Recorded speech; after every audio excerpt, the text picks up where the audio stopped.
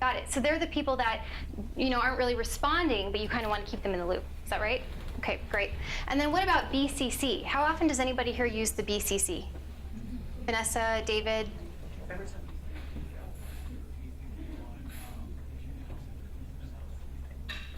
Yep, so James made a really good point. He was talking about with Salesforce, how when you send out emails in Salesforce, right, you're blind copied on that email so that you have a record of it in your Outlook box, but the recipient doesn't know that, right? So give me another reason why we would use BCC. I use it when I'm sending a group email and I don't want to share the email address with the other people in the group. Okay, so confidentiality, right? Okay, great. So are we all clear on 2? The 2 line, again, is the person you are calling into action. The C line are for FYI, right? This is for you to know. And then the BCC is confidential. Okay, how about the subject line? Yes. So I know you're all sitting there going, I know this, but I suggest that you don't. So I really think this is an important part of communicating with email, because the number of times that we present this in regards to working, you're all sitting there going, yeah, this is common sense. But I really think that for many of you, it's understanding that the person in the 2 line is the one that is looking for a response. If you're in the CC line, it's to know. And someone mentioned about group emails, and the CC line should really be the right people. It shouldn't just be everybody in the company or all the managers. Like, you really need to control who's in that CC line, because it impacts the amount of emails that are coming in, and it can make you feel like you have more work when really you don't have that much. It's just that you've been copied on many emails. Yes.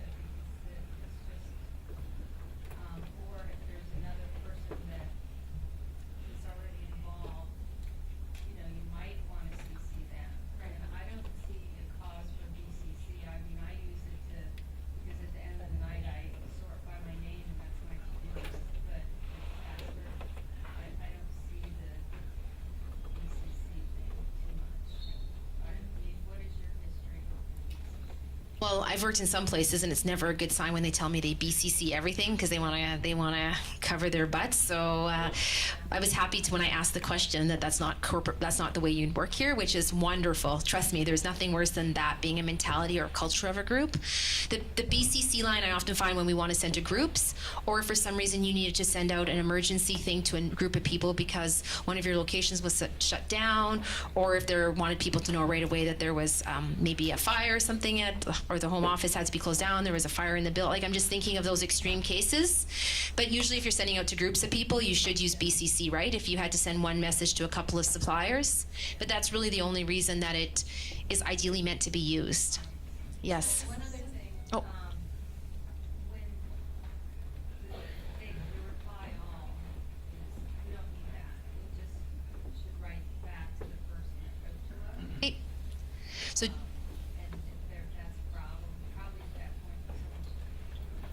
does everyone get that? It really makes a difference, because if we all believe on how to use email the same way, it becomes part of your culture and how you communicate. So if the idea is that you're just going to reply to the person who sent it, it makes a big difference than reply to all. Yes. You might be necessary to reply all certain cases where you would want everyone to know that somebody got a response. Because a lot of times what happens is, did you do this? To make sure that, and then you just ask the person that sent the email, I didn't But it get a affects follow-up, multiple and departments. I'm really curious. What's the point of teaching people that you have to not maybe reply all? I don't really, I don't see why we would certain things I answer, certain things that I It would have to do with if you're having like an architect, a designer, and a GC all in the same email, where they need the information back, they all do. That would be the only main place where I would see a reply all.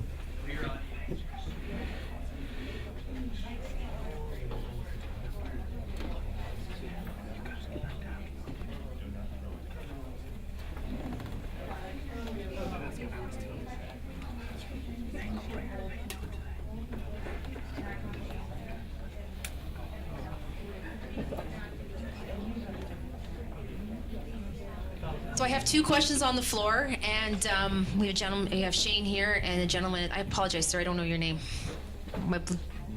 Neil. Excellent. Yeah, for sure. So I know this conversation at the front is hard to hear, so we'll just try and we'll do our best. I'm trying my best with the mic so that everybody can take part in it, and I apologize if you can't. Shane had a question, so. What I was saying was what I hear Kelly saying is that the people that are on the CC line, for the people that are sort of the need to know type of people, she's asking the question, if I reply all, I want to let them know that I completed a task so they don't have to come and follow up with me later, because they'll be wondering, did that get done? Because I didn't see a response.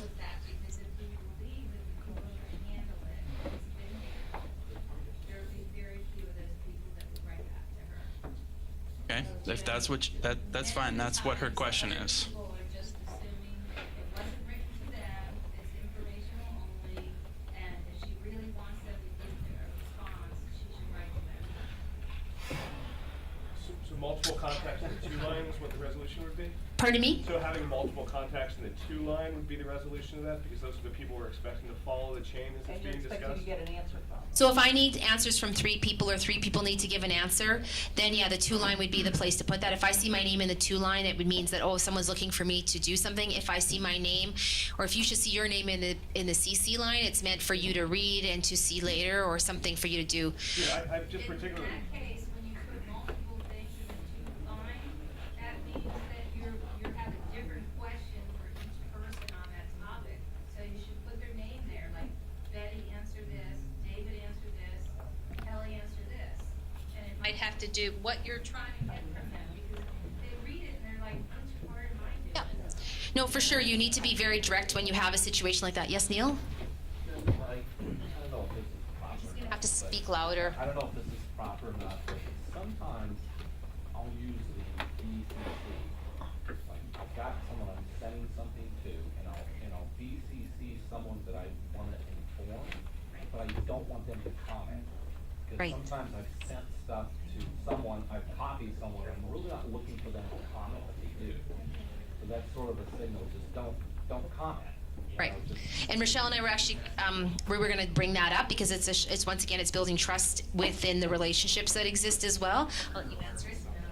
I would not do a BCC. I would take the extra effort and forward them the email I sent and said, hey, just an FYI, I sent this. Do you have any questions about it?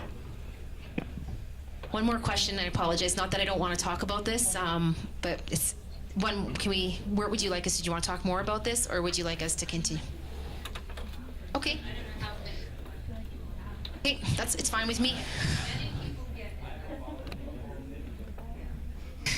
Okay, so I'm gonna go over here because she's like stretching super hard, like she's got, stretching. Sometimes I think the profile deliberate, that they didn't be on it, they wouldn't be on it in the first place. So a lot of times I get emails from a contractor, but the GC's copied, the designer's copied, the owner's copied, and if I just reply to them, they want those other people to be informed, so I think you should reply all.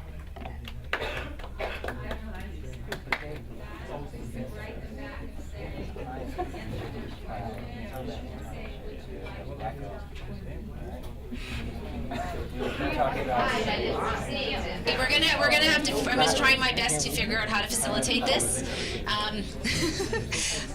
I'm trying to think in my brain the best way to facilitate this. So I'm gonna throw a few ideas out there.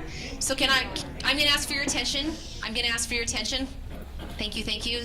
So my gut, remember we talk about different things. So what I potentially think could be happening is that there could be some different ways to respond to this based on the different situations that we're in. Can we kind of potentially think that's an option, right? There's not an overall put the umbrella up because it's raining kind of concept here, right? Like I don't hear that as an option because I think different situations are calling for different things potentially.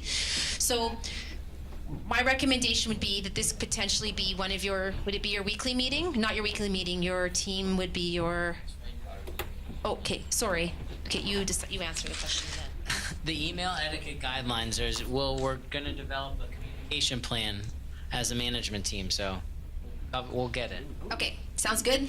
Part of the communication plan. Lou's given them tons of homework to do in regards to that and tons of ideas and suggestions, right?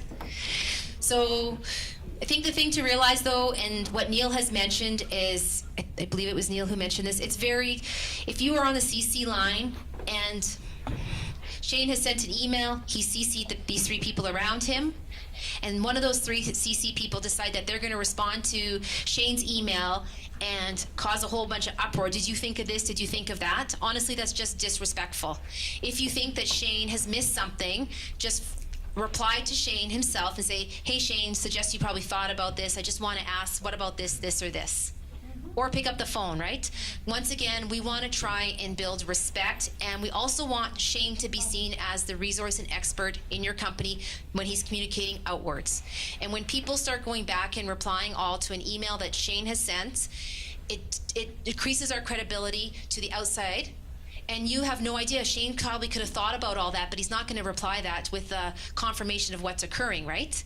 He might have known that it normally takes 3 days for something to go out, but in this case it's taking 6 because of whatever reason, right?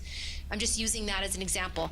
What's really, we're going to talk a little bit more about like communicating with an employee, the customer, and a manager kind of concept later on. But I do want to tell you that for most people, when someone replies all to something versus just the person who's sending the email, they kind of go, why didn't they just talk to me about that? Would that be fair to say? Yeah, we had kind of agreed. We just would rather be talked to. And then if Shane needs to, Shane can send that message out again, right? And once again, what are we doing? We're making Shane look like the expert to the client. And any good leader wants their team to be seen as the experts. It's not for you as the leader to be seen as the expert. You want your team to be seen as the expert. A strong leader has a super strong team. It doesn't have a strong leader and a weak team. And I'll do weak team here because it's not nice for me to point to Shane when I say weak team here, right? Make sense? Okay. Sorry. Okay. All right, well, I'm glad we kind of sort of started to hash that out. So we've gone over the 2, the CC and the BCC, and now we're talking about subject line. Yes. I think we can all agree that a subject line should be descriptive, right? Not overly so to where it's, 3 sentences long, but I think enough to where when we're looking at our huge inbox, right, and where it's the start of our day or middle of our day or whatever it is, we all skim through the subject line. Am I correct in assuming that? So wouldn't it be great if our subject lines were something like a newspaper heading, right? Maybe it just had a brief summary of what was going on. So that way we can get the gist of, okay, I can look at this and I can see, oh, is this something that's very urgent? Is this something that I already know about? Is this something that I probably just, CC'd on? In addition, we have these. So I don't know if everyone has been around since we've talked about these. I think David Manson said that a while ago. Yes. I call it the SLO. Great. So I italicized the 2 that I think are probably the most common that I've seen for those of you that do use it. This is a policy that I believe came out back in 2013. Yeah, and we've come out with it. We've talked about it a couple times since then, but I'm talking about it again because this is important. Again, going back to our inbox, looking at all those emails, trying to prioritize, looking at our subject line, wouldn't it be helpful if we just had some little abbreviation at the beginning of our subject line that said, hey, this is